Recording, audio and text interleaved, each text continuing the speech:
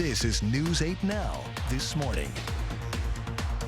There are hours in a given week that there's not an officer on duty, and that's becoming more and more concerning as the calls for service rise. Our decision today was to invite her to the next county board meeting for a second interview, and that basically meant that we are forwarding her name to the county board. We're already looking forward to the opportunity possibly of having a second addition to the program, but there is part of that is wait and see and looking at the utilization of Cheddar and how that works out for us.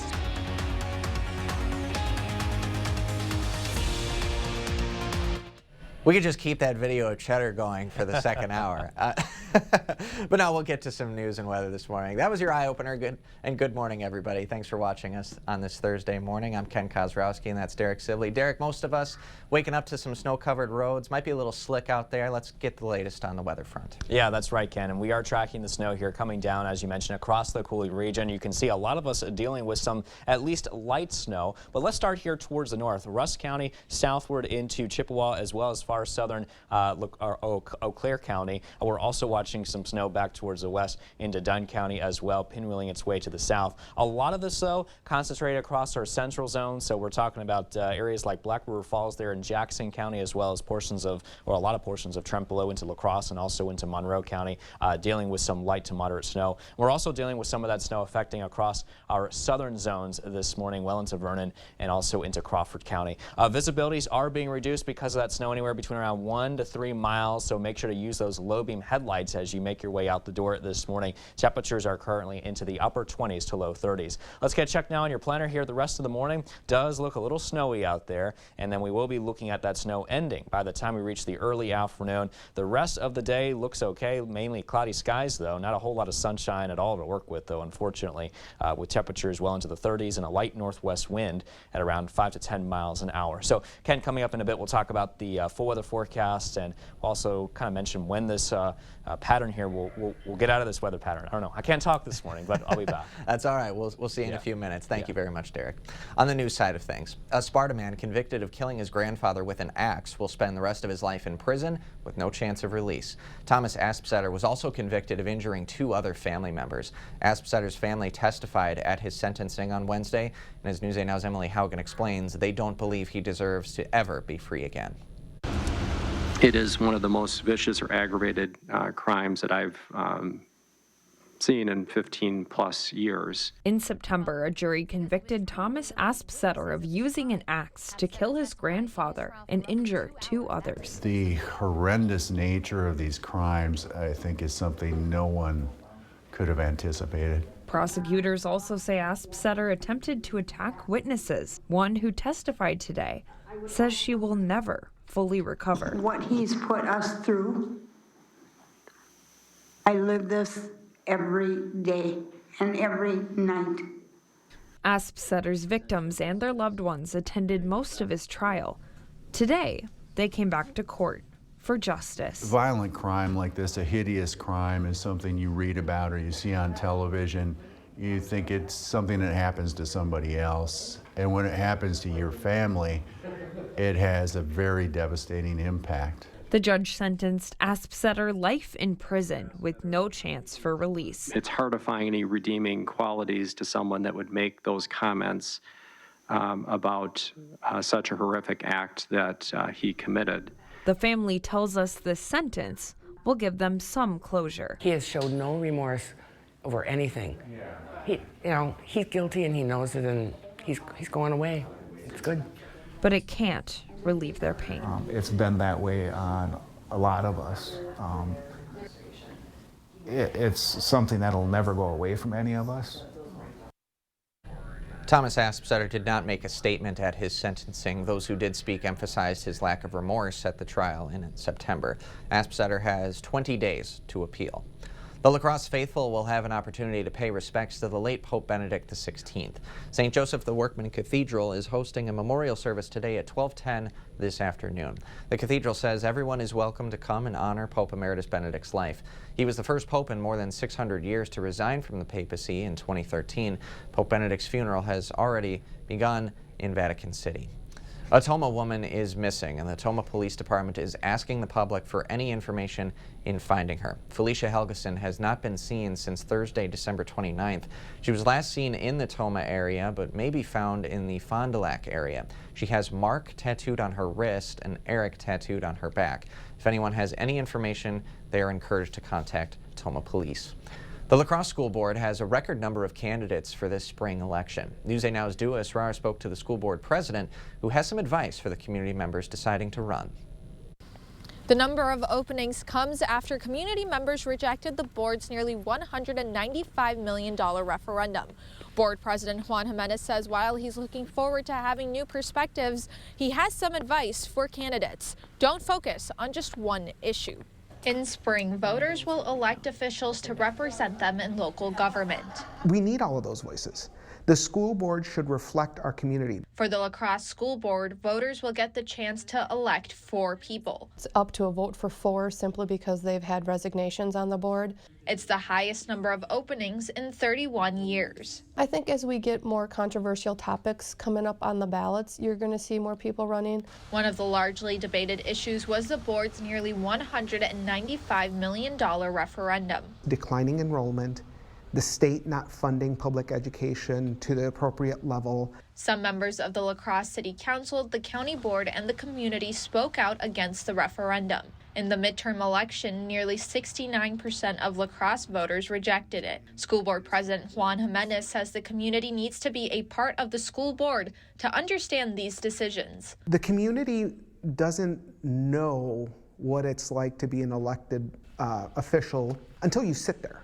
That's why Jimenez says he's glad there are several interested candidates. I'm looking forward to hearing new ideas, fresh ideas, great perspectives. Jimenez says candidates shouldn't run only because of the referendum. If you are running as a one-issue person, you might get bored. Instead, he says candidates should focus on improving the district as a whole.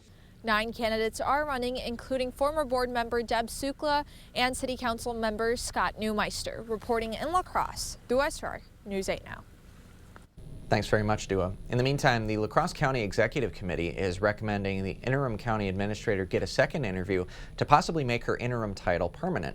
The position opened in August after longtime county administrator Steve O'Malley retired. The county board appointed Jane Claycamp interim administrator and named her one of 3 finalists. The executive committee interviewed those finalists in December, and on Wednesday the committee voted to offer Claycamp a second interview. Our decision today was to invite her to the next county board meeting for a second interview, and that basically meant that we are forwarding her name to the county board.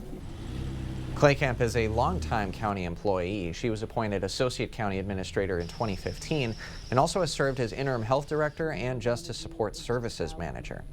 The West Salem Village Board is postponing its vote to add a public safety referendum to the April ballot. Village trustees are considering asking voters to approve a $500,000 recurring referendum to hire 3 more police officers. The Village Board President says that would equal a $228 annual property tax increase for the average $200,000 house.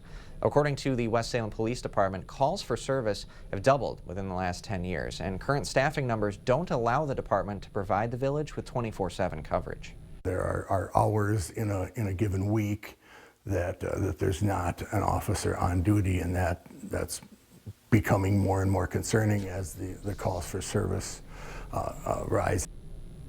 During the board meeting, another board member said the village also needs a new fire truck, but the clerk said the referendum as it's structured could not be used for both of those endeavors. So the board delayed the vote until January 17th. All local governments have until January 24th to submit referendum questions to the county clerk. The La Crosse Police Department welcomed a new officer, and he is furry. Meet Cheddar, the department's first canine therapy dog. Cheddar and a school resource officer are meeting with different members of the La Crosse community. According to the police chief, Cheddar might have some company soon at the station. We're already looking forward to the opportunity possibly of having a second addition to the program, but there is part of that is wait and see and looking at the utilization of Cheddar and how that works out for us. Although Cheddar is the department's first therapy dog, they have been using canines since the 1950s. It is now 6:09 a.m. on this Thursday. Still ahead on your morning news, the two companies teaming up to create an electronic vehicle to challenge Tesla, and why 2023 will be a huge year for traveling. That's all coming up after the break.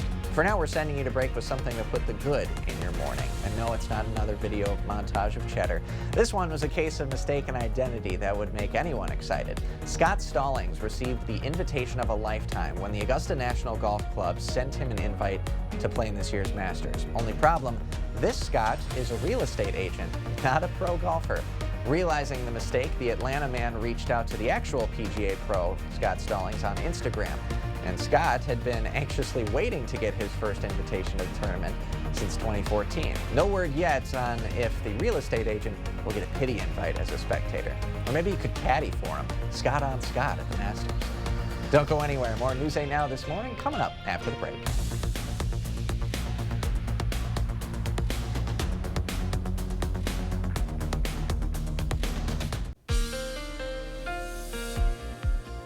Well, snow showers continue to fall across the Coulee region this morning, and they continue to work their way south across the area as well. It's also lowering our visibilities out there this morning, anywhere between around 1 to 3 miles being reported for some of those lower visibilities where some of that heavier snow is falling. In the meantime, our current temperature readings are into the upper 20s or low 30s. Your zone forecast today, La Crosse County, high temperatures mainly into the 30s as well. Come this afternoon, a little bit cooler here in northern sections of La Crosse County where we can only be in the low 30s, which does include areas like Holman. Lafarge, meanwhile, to the south at 34. Further south into Gays Mills, around 35 degrees. Into Trempealeau County, looking at 32 in Whitehall. Further east into Monroe County, 33 in Sparta today. Highs in Eau Claire, though, reaching around 32. And Bloomer looking at a high of 30 degrees. The snow showers will continue to linger as we progress into the morning and also into the early afternoon. But by later today, late this afternoon, we do expect that the snow should move out. Temperatures will be around 36 degrees as well. Stay tuned. We'll have a check on the full weather forecast in just a bit.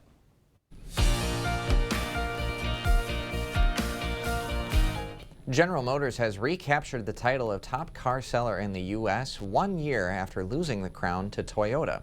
On Wednesday, GM reported U.S. sales of more than $2 million. As for Toyota, the company had its full-year sales fall to $2.1 million. Industry-wide auto sales were limited over the last 2 years by a shortage of parts, primarily computer chips, which are needed to build vehicles that consumers wanted. Sony and Honda Motor Company have officially signed a joint venture to form a new company by the name of Sony Honda Mobility Incorporated. And the company's focus is the development and sale of high-value-added electric vehicles. Together, they have introduced a new EV at the Consumer Electronics Show in Las Vegas on Wednesday. That car will have safety and driver assistance systems from Honda, along with the emphasis of user interface technology and software that improves the interaction between car and driver. The year 2023 has just begun, and there are already more job losses ahead for the tech industry. Amazon now says it will cut more than 18,000 jobs this year, a big increase over last year's initial announcement that around 10,000 employees would be laid off. Now, it comes as cloud computing software company Salesforce says it will cut over 7,000 from its workforce. Salesforce will also be closing some offices, according to a regulatory filing on Wednesday. 2022 proved to be an enormous comeback for travel as the pandemic eased somewhat.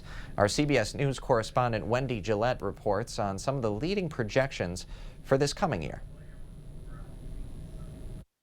Bridget Romness window shopped in Paris just before Christmas, visiting with her family from Arlington, Virginia. Paris is beautiful. The history, everything about it, the shopping, the beautiful sights. Americans swarmed Paris and other international cities last year, and 2023 will be no different, according to the luxury travel network Virtuoso. For 2023, you're going to see two things happening. You're going to see far more demand and much higher prices because of that demand. Virtuoso forecasts France, Italy, and Greece will once again be among the top international destinations. Japan and South Africa are also expected to be very popular this year. Last month, the international luxury luxury travel market trade fair took over Cannes, France, as a few thousand travel advisors, brands, and destinations prepared for the coming year.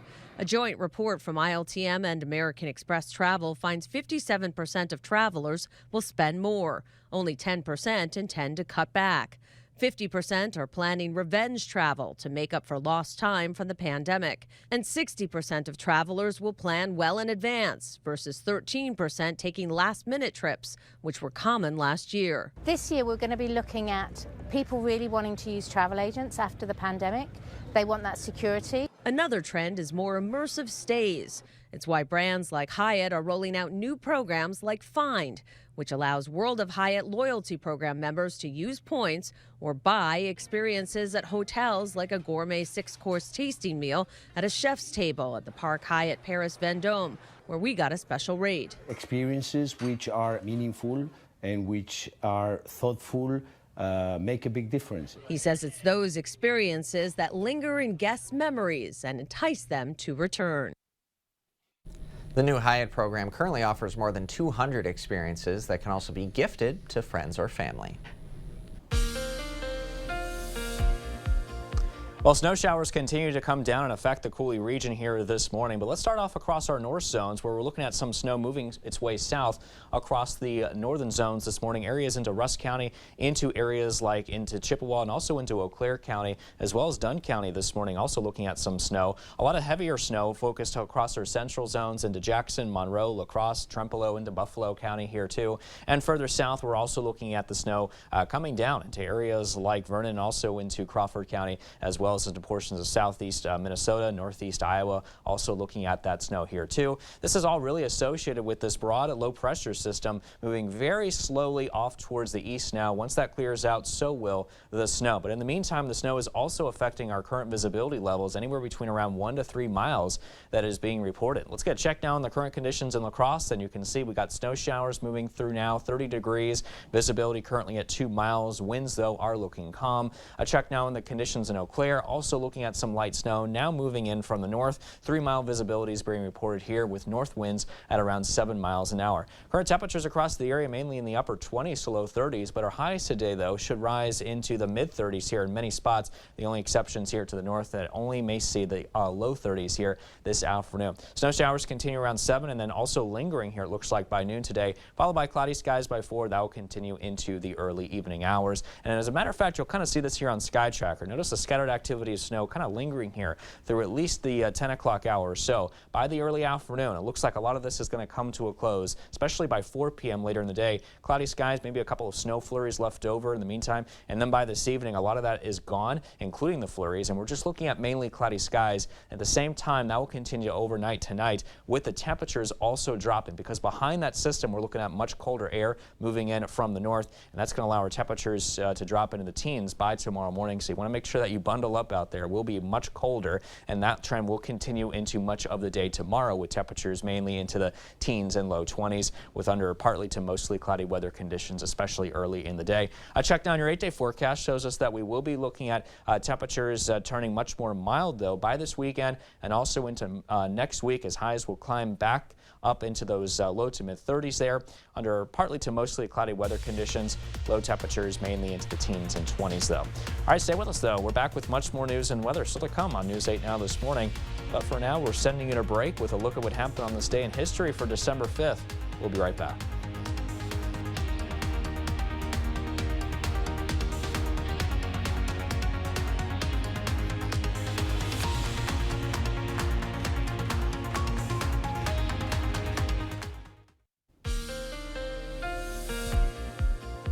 Well, we continue to watch the snow come down across all of the Cooley region now as it continues to kind of meander and slowly work its way to the south. Current temperatures in the meantime, upper 20s to low 30s here this morning, with current visibilities here looking low in many spots. Anywhere between around 1 to 3 miles can be said here across the area. Now this morning, the dog walking conditions do look a little slippery out there for you and your furry friend.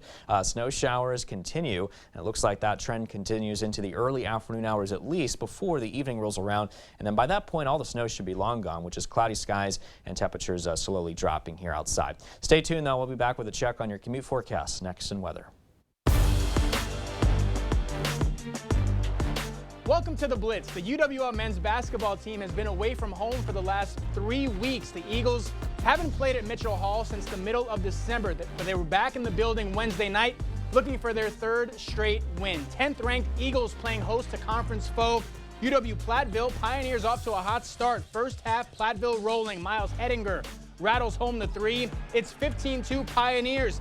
Eagles make a nice run though. Nice screen and roll here. Austin Westra goes up strong for 2. Deficit cut to just 6. Then later in the half, Ethan Anderson going to work, posting up, turnaround Jay in the paint, gets the friendly roll. It's down to just 3, but the Pioneers start pulling away. Logan Pearson getting fancy behind the back, scooping and scoring. Platteville back up 7. Then it's Pearson showing off the range, knocking down the 3. He had a game-high 20 points in this one. Pioneers up 10, and they kept pushing. Brady Olson showing off the handle behind the back, fadeaway jumpers money. Eagles down 11 at the break, and the Pioneers keeping the pressure on in the second half. 3 more right here for Platteville. Eagles drop their 3rd straight game at home. They fall in this one 64-41. On to the pros now. Wild one north of the border. Bucks up big on the Raptors late in the 4th. 16-point lead with less than 2 to go, but here comes Toronto. OG Anunoby with the slam. Then it's Scotty Barnes down low. Count the bucket here, +1. Raptors cut it to 11. 30 seconds to go now. It's just a 9-point game, but Gary Trent Jr. gets fouled on the 3. Toronto cuts the deficit to just 5, and they kept battling back. Barnes down low, goes up strong for 2. It's a 3-point game. Then with time running out, one last chance for the Raptors to tie it, and Trent again. What a comeback by the Raptors. They'd force overtime in this one, but in OT, Bucks finding a way. Game tied at 101. Giannis to Grayson Allen in the corner. He splashes home the 3. Bucks survive in overtime, 104-101. That's going to do it for the Blitz. We'll see you tonight.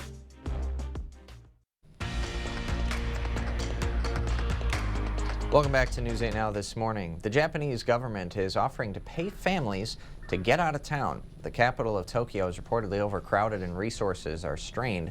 So single parents and families will be eligible to receive around $7,000 per child if they move to a rural, less populated area outside the city. The European Union is encouraging member states to introduce COVID tests for travelers from China. The recommendation comes after a coordinated response meeting with the International Political Crisis Group, or IPCR. We're seeing a rise in Asian nations. The IPCR also recommended that the EU countries also introduce random testing of passengers arriving from China, test wastewater from airports with international flights, and aircrafts arriving from China. Shortly after the late soccer icon Pele's death, Rio's mayor Eduardo Paes posted a Twitter poll asking the people of Rio if the city should name a street after Pele. The response, a resounding yes. And the street that they chose, right next to Maracana Stadium, where he began his career as a teenager, naming it Avenida Rey Pele. The street is scheduled to officially change tomorrow. Elevated levels of radon are found in about 1 in every 10 Wisconsin homes. January is Radon Action Month. Public health officials say it's a great time to check your house for those radon levels. Radon is an odorless, invisible gas that causes an estimated 21,000 lung cancer deaths per year among non-smokers. Experts say there's no rhyme or reason for when radon shows up in a home, but it's often found in the lower levels. If you're spending more than 8 hours in your basement, like if you have a home office or a workout room or a basement living room, that's probably the primary place you would want to test. If you don't have a basement, it would just be the first livable level of your home. You can buy a radon kit at the La Crosse County Health Department or any county library. The sooner you detect radon, the sooner you can get it out of your home. We posted more information about testing on our website, news8000.com.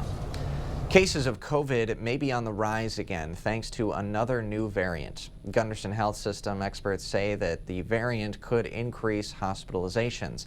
And that one was first detected in Connecticut and New York all the way back in October. According to one Gunderson infection specialist, the virus not going away anytime soon. I don't envision the U.S. healthcare system really going all the way back to complete masking mandates. We're approaching more of a how do we learn to live with COVID-19 because it's not going away. So experts recommend masking when you're sick and to get the latest COVID-19 vaccines if you haven't already. Frequent use of social media could be a brain changer for teens. According to a study by neuroscientists, Teens who check media platforms often are more likely to be sensitive to general social rewards and punishments. Those who checked social media more often showed greater neural sensitivity in parts of the brain, while those who checked it less showed less sensitivity. Scientists say it's unclear whether it's a good or a bad thing. Many Minnesotans took advantage of the break in the storm to shovel sidewalks. However, should they forget, they could be fined and charged if the city is forced to shovel for them. Jennifer Mayerly has the story. When the snow falls, sidewalk clearing follows. You have to do it. It's part of life. Pretty dry underneath. Michael Bevan got out to clear his sidewalk, his neighbors, and his steps. Hearing there's a push for the city to take on snow and ice clearing sounds appealing. I'd want to find out how it's being paid for first. Like if it's a property tax increase or if it's some other way that, so yeah, I guess you need to see the fine print. R Street says sidewalks left uncleared is a concern. They're canvassing Minneapolis neighborhoods to get support for city-led snow removal. It's a accessibility, equity, and safety issue for the city of Minneapolis when there are unclear sidewalks. For a 2023 budget for sidewalk, snow, and ice removal. A proposed pilot program before the city council failed in December. The nonprofit pushing forward, asking the city to find the funds in the existing budget for 2024. In the same way they plow for cars, why can't they plow for people? But some question if it would really work and if there would be unintended consequences. What about the poor mom and pop? Lou Anderson had a small engine shop and says she got to know hardworking folks who this could put out of business. I'm not on board. I mean, in theory, it's great, but if you look at the people you're going to, like I said, you're going to take their only source of income away. And Our Streets Minneapolis claims it would cost roughly $20 million per year or $47 per resident to cover that proposal.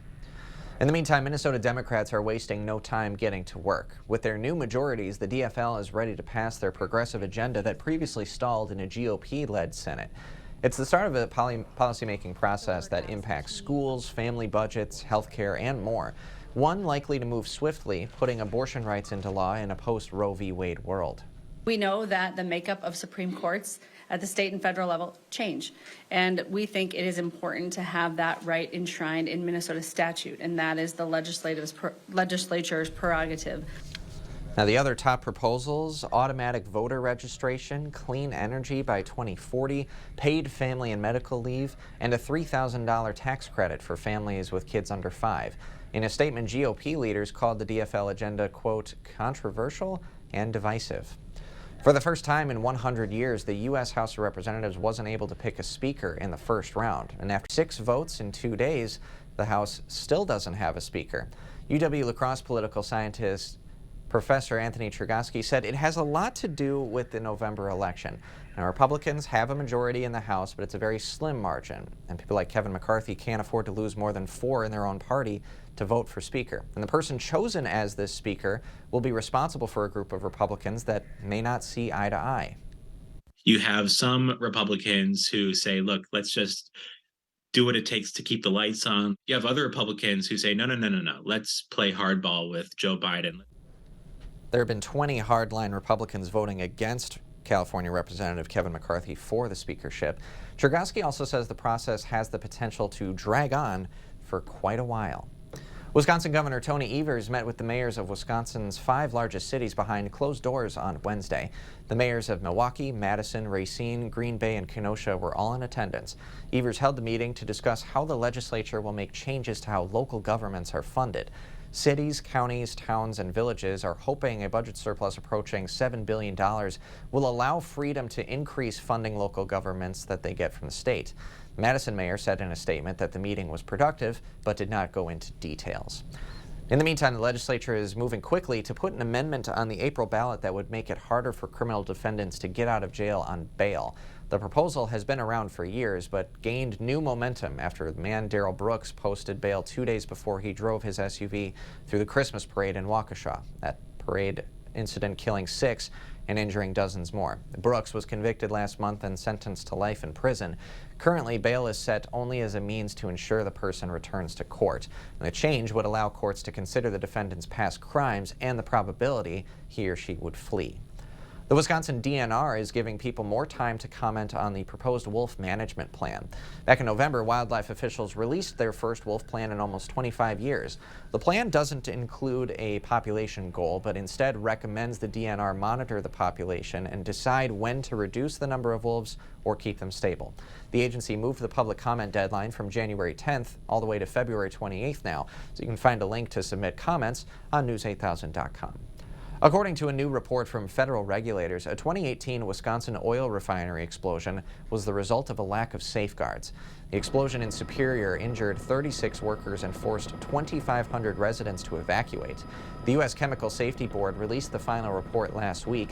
It found the refinery was shutting down a gasoline-making unit for maintenance when the explosion took place. The report says workers didn't understand how to shut down operations. The CSB issued 16 safety recommendations to that plant.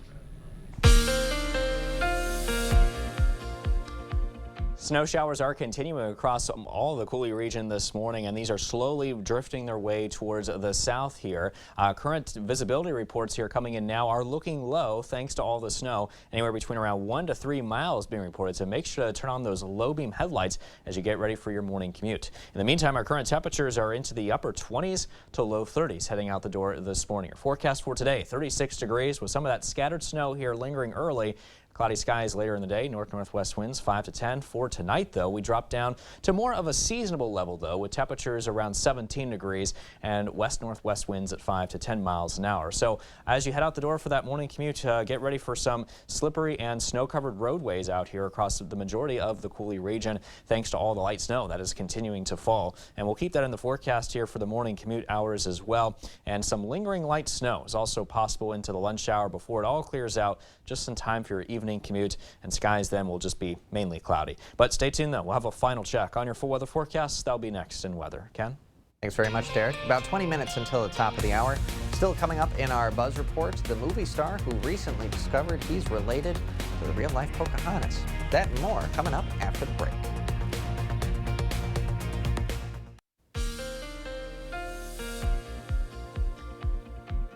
Well, we continue to watch all the snow come down pretty much everywhere this morning across the Coulee region. We're also watching some light snow here affecting our north zones as this continues to move its way towards the south in the general direction of up towards Cornell and also into Eau Claire. Looking at the south zones, or central zones this morning, I should say, we're still looking at some snow now moving into areas like Black River Falls, La Crosse, and also south into Viroqua. Further south, though, Prairie du Chien into Crawford County, looking at some light snow that continues to pull through.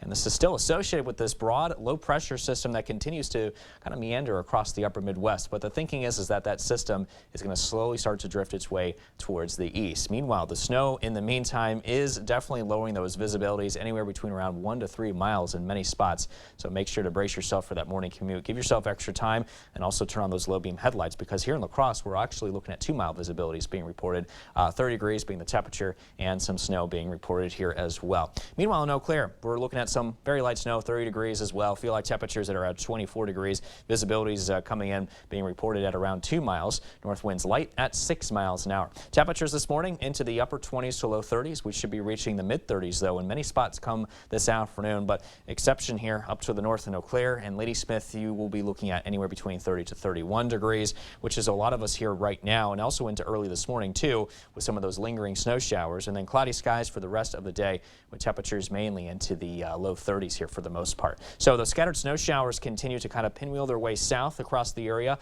throughout much of the late morning hours. So as we reach the early afternoon, a lot of this is going to come to a close, maybe a couple of some isolated to scattered flurries, but other than that, it's going to be pretty cloudy. Temperatures dropping into the upper 20s to low 30s by the time we reach tonight with mainly cloudy skies, and all the snow by that point will be long gone. And the same can be said too as we head into overnight tonight with temperatures in the upper teens, low 20s. We'll be looking at low temperatures tomorrow morning into the teens under mainly cloudy weather conditions. And the same here can be said here too with the cloud cover kind of partly to mostly cloudy for the most part as we take you into tomorrow afternoon. But look at the temperatures though, dropping well into the teens as we take you into tomorrow evening. Check now on your 8-day forecast shows us that we will be looking at high temperatures warming their way back up into the at least the mid 30s by this weekend, and also into early next week here too for the most part under mainly cloudy weather conditions here. Low temperatures into the teens and low 20s here across the Coulee region.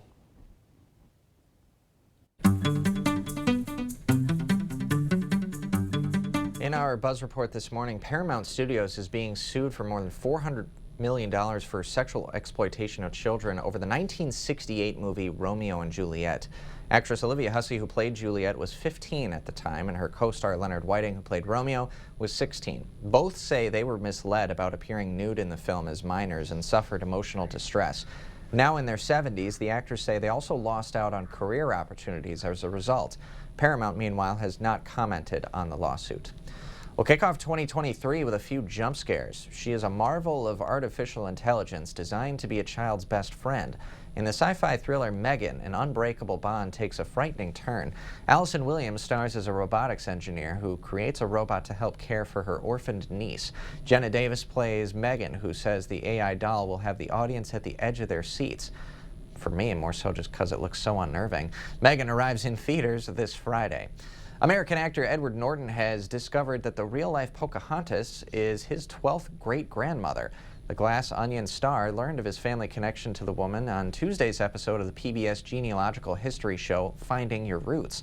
Historian and host Henry Louis Gates Jr. confirmed the long-standing family rumor to be factual. Time is now 6:47 a.m. and Derek, we're heading to break with today's Look Who's 8. Yeah, that's right, Cam. We got a couple of birthdays to celebrate today, and our first one is to Jack. Jack is turning 8 months today, and he is known to be laid back and always laughing and smiling. Very cute picture. Absolutely. Happy 8 months as well to Raylyn. Raylyn is a happy little girl who just started to crawl, and she is a staring contest champion. Oh, it looks like she's staring right at us there, Ken. Well, if you know a special someone turning 8 months, 8 years, 18, 80 or 88 years old soon, we'd love to feature them. Yeah, just upload their photo to our website, news8000.com. You're looking for the Submit Pictures button under the Home tab right on our website. Stay with us. We have everything you need to know today in 5 minutes or less. Your Morning News Now is coming up next. Welcome back to News 8 Now.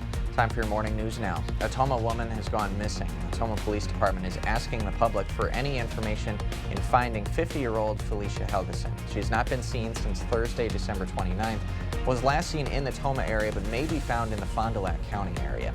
She has Mark tattooed on her wrist and Eric tattooed on her back. If anyone has any information, they are welcome to contact Toma PD. For the first time in 100 years, the U.S. House wasn't able to pick a speaker in the first round. Now, 6 rounds later, still no Speaker of the House. UWL political scientist Professor Anthony Chergosky said it has a lot to do with the November election. Republicans have a majority in the House, but a very slim margin.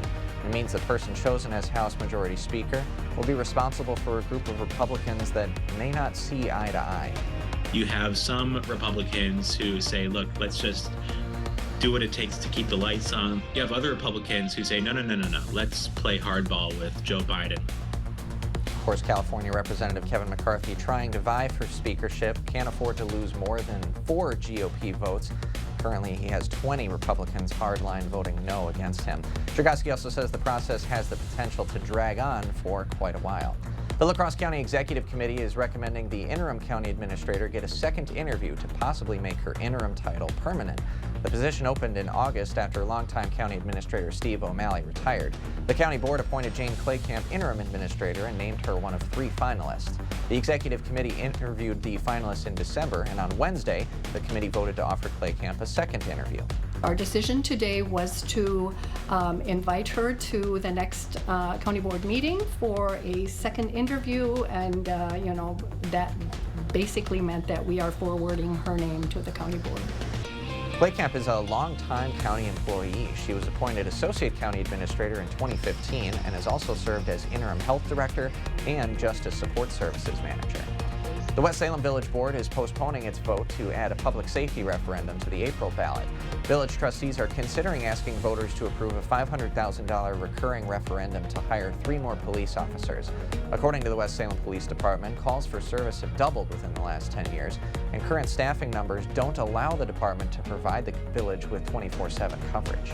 There are hours in a given week that there's not an officer on duty, and that's becoming more and more concerning as the calls for service rise.